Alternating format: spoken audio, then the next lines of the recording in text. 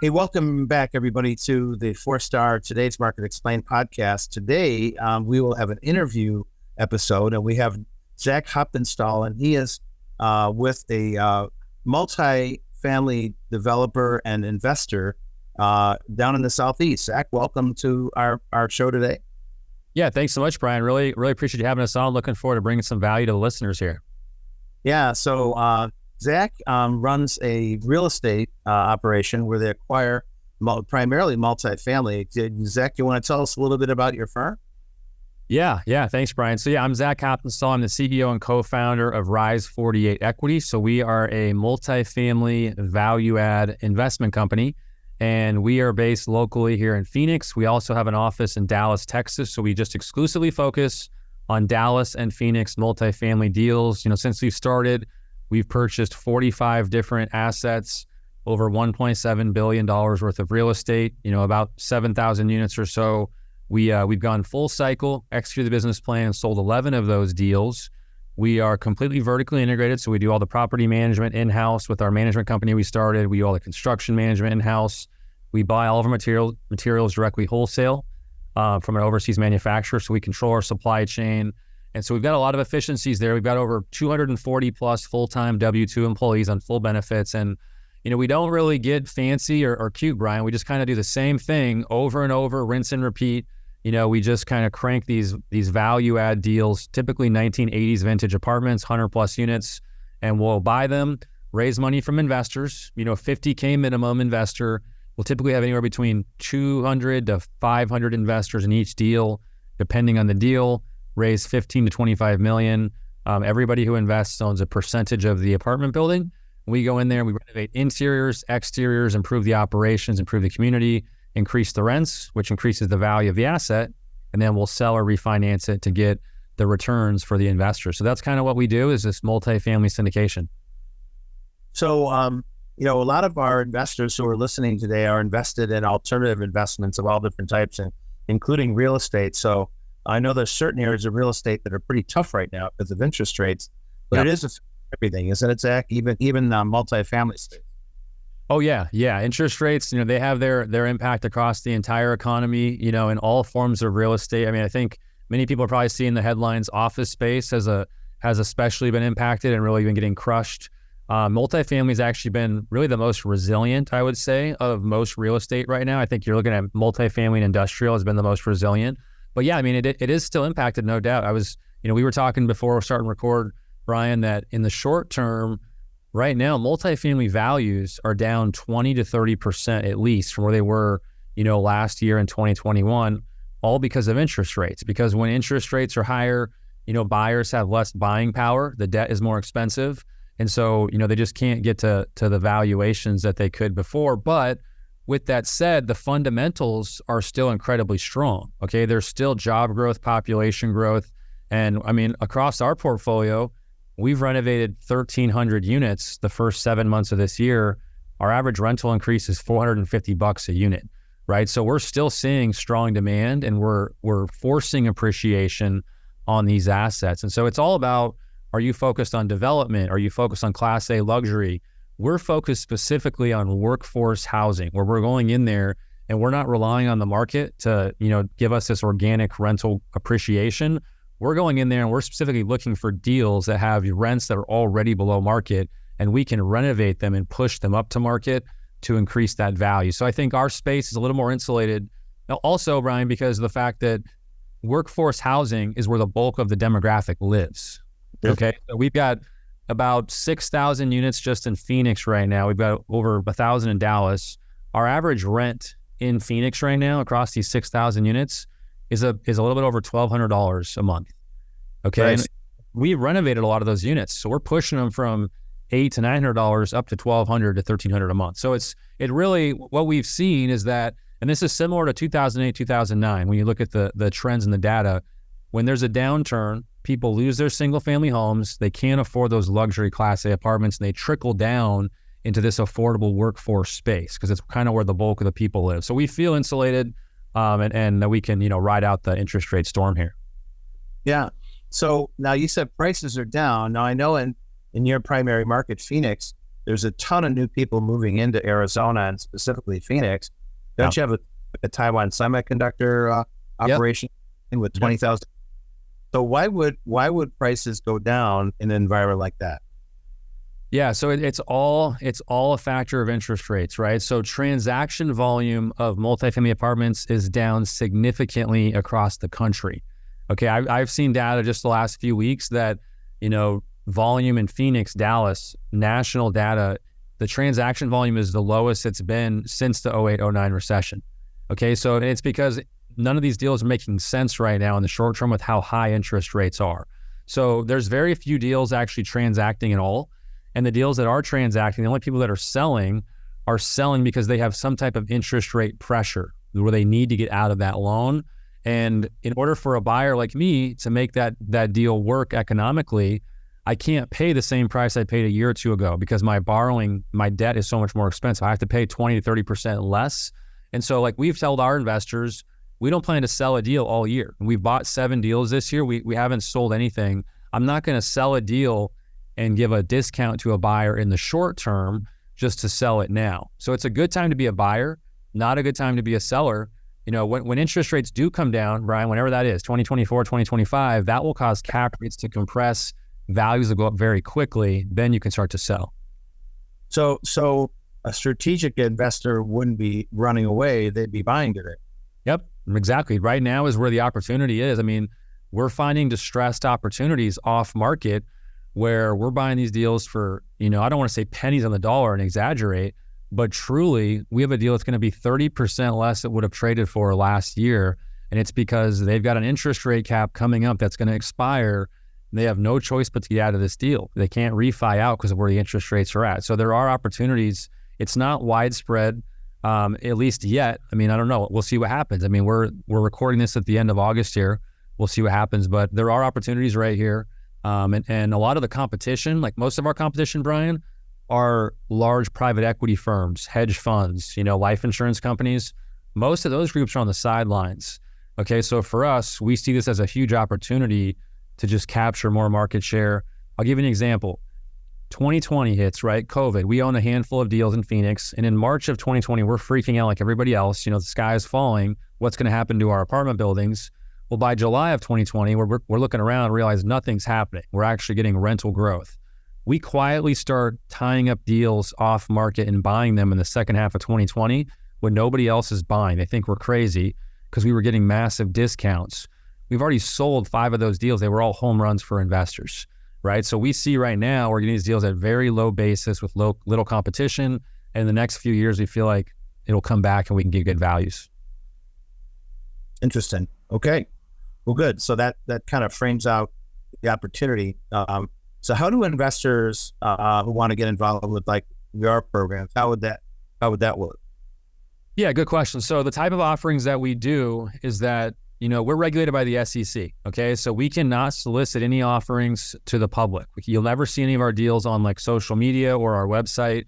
Basically, you have to set up a call with us. You can actually go to our website, rise48equity.com, RISE48equity.com, and you can set up a call with me, one of my colleagues, and just have like a 15 to 30 minute call. If you want it to be an hour long call, we'll answer all your questions so that we can learn about your goals, establish an SEC compliant pre-existing relationship. Then we can add you to our investor list for future opportunities. And whenever we have a new deal, we do an email blast, which has like a webinar, a business plan for you to review.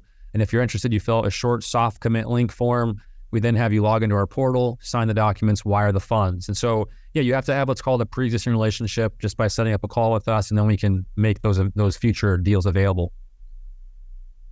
Okay, good. So it's all by private placement.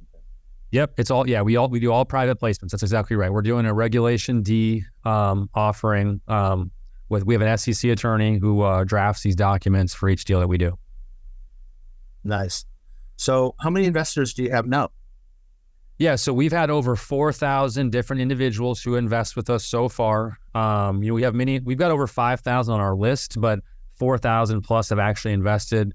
Like I said, it's a $50,000 minimum investment. Most people are doing 50 to 100K, 50 to 200K. We'll have a handful of people every deal that do like 500K to $1 million. Sometimes people do $2 million for our higher net worth investors, but most of our investors are, either accredited or sophisticated investors. So these are basically, high income W-2 earners. Like maybe you're an executive, or like maybe you're an engineer or an IT salesperson or a physician or an attorney. Those are most of our people. And then we'll have like real estate professionals, business owners, but these aren't all super high net worth people. A lot of these people are everyday people who have worked hard, they have a good job, they've saved their money. And we also can accept retirement vehicle investments. So people will use their self-directed IRA, their solo 401k, Roth IRA, whatever. We accept all of that stuff. We can work with your custodian to make sure that you're compliantly investing those funds and you don't have to pay any of the penalties or the taxes that are associated with that.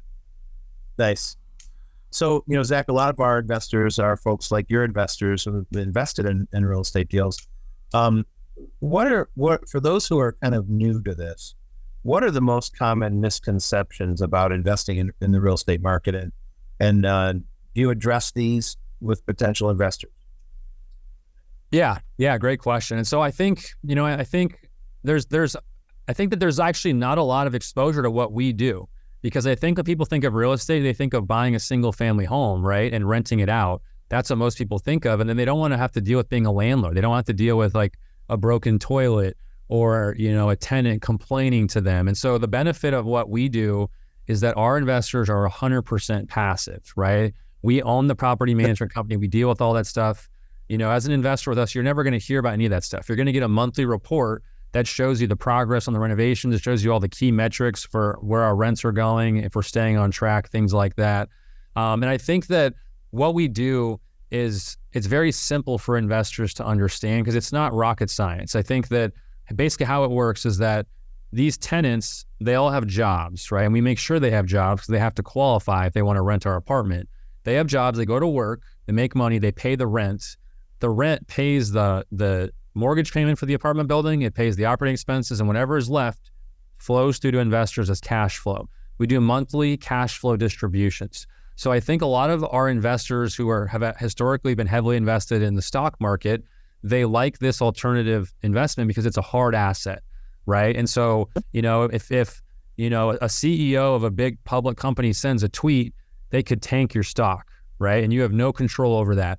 Whereas with these hard assets, they don't get impacted by stuff like that. They really were not impacted by COVID, and they've been very insulated. As long as you structure your debt appropriately, they've been insulated during the interest rate hikes, things like that. So the thing is that there's always a need for housing, right? And so I think we specifically focus on value. These aren't like the sexiest, most modern buildings that we have, but we specifically focus on workforce housing because it's affordable and it's very insulated during downturns because this is where the bulk of the people live and they have to have somewhere to live. And so I think, most investors, Brian, don't know that this is even an option, right? They just don't have exposure to these types of investments. They've always thought of it like I have to invest through some REIT or Vanguard through the Wall Street. They don't have access to direct operators like us. So I think it serves kind of a niche that not a lot of people know about, frankly, and they get excited when they do learn about it.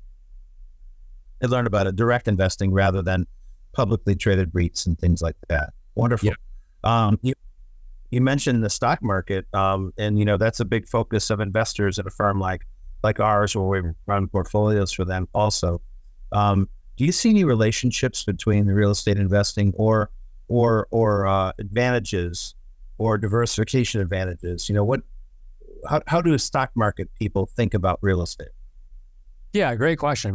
Yeah, I think there are some correlations. I think that obviously the Fed is doing these aggressive interest rate hikes to try to cool the economy and cool inflation. And that has impacted, stock market and real estate. I think that real estate has been more insulated and real estate is so vast. So I guess I'll focus on specifically what we do, which is value add multifamily real estate, because office space is not doing well, right? Retail not doing as well. But what we do is more insulated. And yeah, like we were discussing, we've worked with other, registered investment advisors, and a lot of these guys have hundreds of millions, if not over $1 billion worth of assets with their clients. And they like to allocate 10% of their clients' assets to real estate to diversify. And there's multiple reasons for that. One of the reasons we talked about is just because, it's a hard asset. We do monthly distributions, so they're getting that monthly passive cash flow.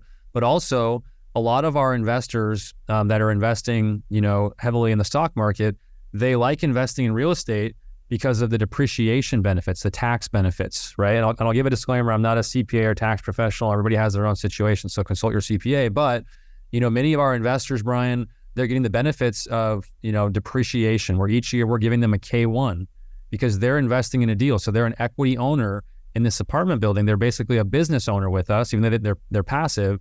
We give them a K1 every year. And oftentimes they can use their K1 to help offset some of their taxable income, again, depending on their situation. So that's just kind of an added benefit, which is kind of a cherry on top, in addition to the fact that they're getting monthly cash flow. Their money is appreciating, it's growing. They feel like it's insulated. The biggest difference, I will say, is that these investments that we do are not liquid, okay? Whereas anybody can sell their stocks, right, and liquidate at any point. We always have a 5-year projection. And if we could sell it sooner, we will. But we tell people, hey, if you're going to invest 50K, 100K, you need to be prepared that money is not liquid for 5 years, okay? Because we need to execute the business plan. We'd have to sell the asset in order to liquidate your investment. So that is a big difference. But yeah, a lot of people that invest in the stock market like to diversify in these types of apartment buildings as well. Yes.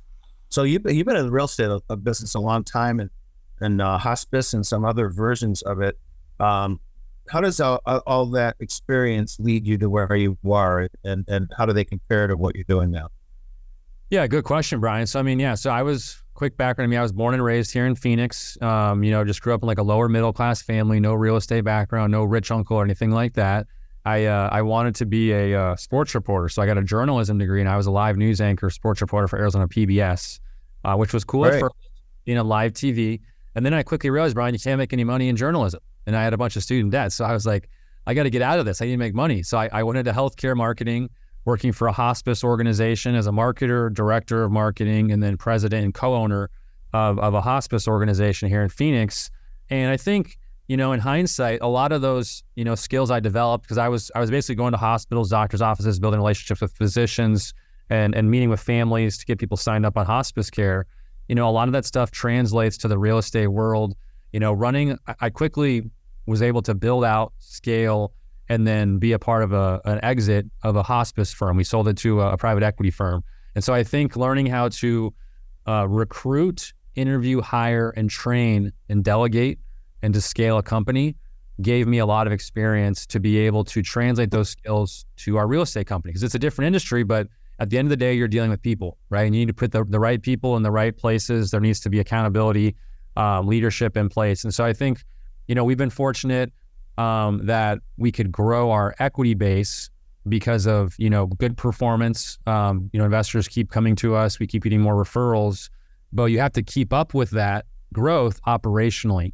And you have to keep your staffing ratios in place to grow responsibly. And that's where I think kind of the operational experience in the past has benefited. So yeah, I definitely like real estate more than journalism and healthcare. This is kind of, this is my final stop, hopefully, and plan to do this for a long time.